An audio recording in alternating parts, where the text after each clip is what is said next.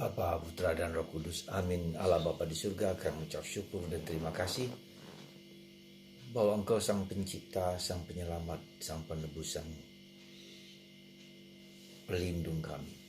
Tapi seringkali kami menolak Engkau, menolak bantuan-Mu, dan merasa bahwa kamilah yang tahu segala-galanya. Bantu kami untuk rendah hati menerima Engkau ya Tuhan.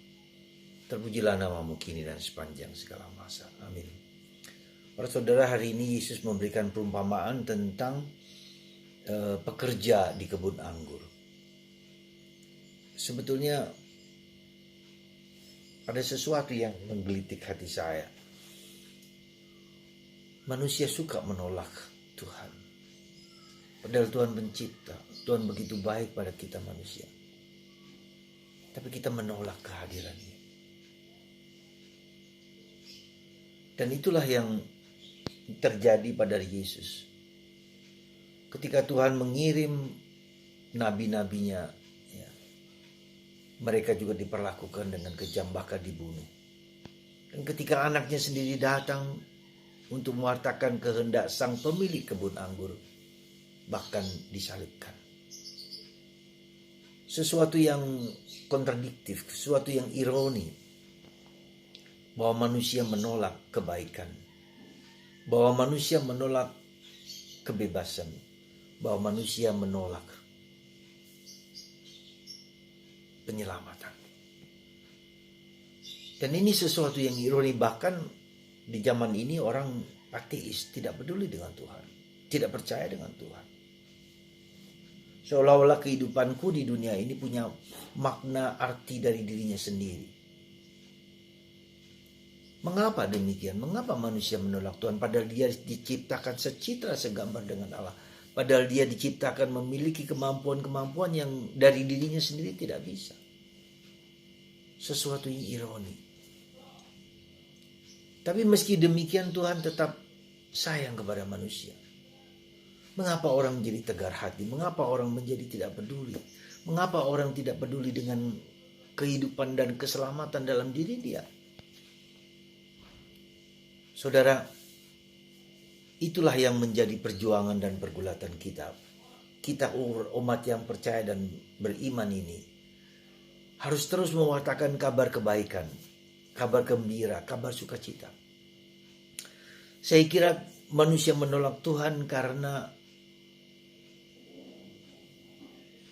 manusia tidak mau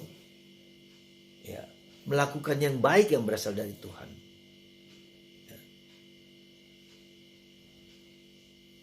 Itu yang saya kira, yang saya duga. Ya, bahwa manusia tidak mau segala yang baik yang Tuhan berikan, yang bahkan lebih baik kepada kita manusia. Dia ingin mau menjalankan apa yang dia mau, apa yang dia inginkan, apa yang mungkin yang dia sukai, yang sesuai dengan manusia dirinya sendiri, yang kerap kali juga tidak benar. Ya, kita bisa melihat dalam kebudayaan, sejarah budaya-budaya bangsa-bangsa manusia. Ya. Maka ketika Tuhan memberikan sesuatu yang lebih berguna, lebih baik, mereka tidak menerimanya. Dan itu yang terjadi pada bangsa Israel. Ribuan tahun bangsa Israel masih saja tegar tengkuk menolak para nabi. Bahkan anaknya sendiri, putra Allah, Yesus pun ditolak. Maka mari saudaraku terkasih dalam Kristus, di dalam diri kita ada kejahatan yang melekat. Dan itu dilukiskan dalam dalam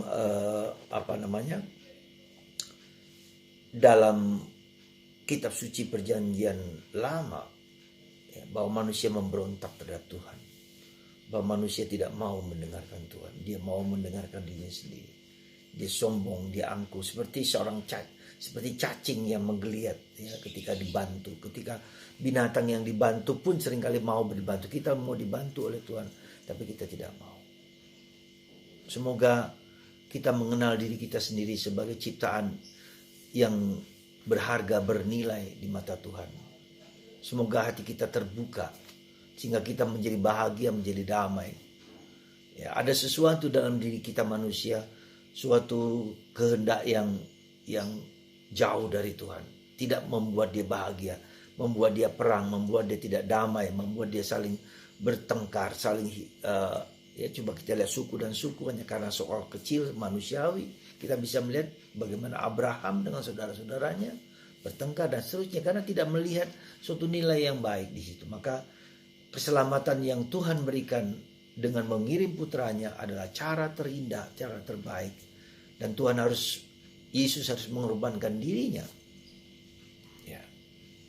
Mengorbankan dirinya supaya kita selamat, supaya kita bahagia. Dia menderita supaya kita bahagia. Dan ini nilai yang seperti ini yang ditolak oleh manusia. Semoga kita terbuka dan membuka diri terhadap nilai-nilai yang jauh lebih baik yang Tuhan berikan kepada kita untuk keselamatan dan keabadian bagi kita semua.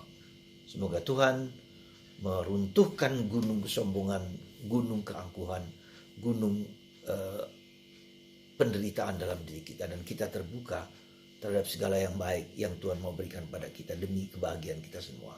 Tuhan memberkati kita semua dalam Bapa, Putra, dan Roh Kudus. Amin.